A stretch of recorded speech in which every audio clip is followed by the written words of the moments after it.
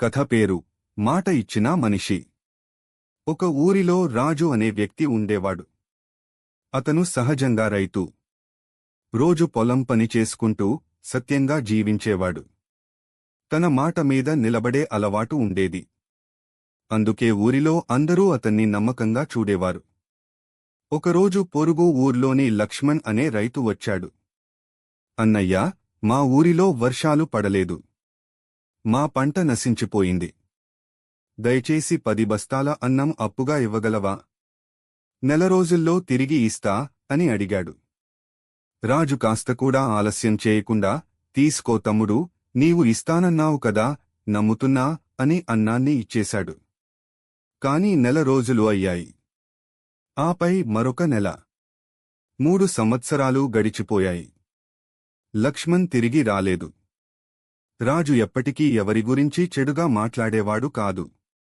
ఎవరిమీద కోపపడేవాడు కాదు. తన పని తాను చేసుకుంటూ జీవించేవాడు. ఒకరోజు ఊరిలో కొత్త మున్సిపల్ ఆఫీసర్ వచ్చాడు. అతడే లక్ష్మణ్. పేరు మార్చేసుకుని వచ్చాడు. ఎవ్వరూ గుర్తుపట్టలేదు.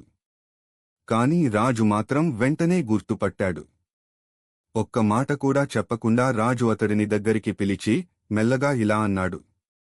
ఒక్కసారి మాట ఇచ్చినవాడు దాన్ని నిలబెట్టుకోవాలి. ఆ మాట మీదే మనిషి విలువ ఉంటుంది. నీ నుండి తిరిగి నేను ఏమీ ఆశించను.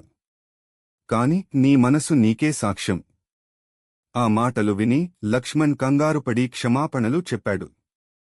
తర్వాత నిజాయితీగా జీవించాలనే తీర్మానం తీసుకున్నాడు. ఈ కథ మనం మాట ఇచ్చినప్పుడు దానికి నిలబడటం ఎంత ముఖ్యమో మనకి చెబుతుంది.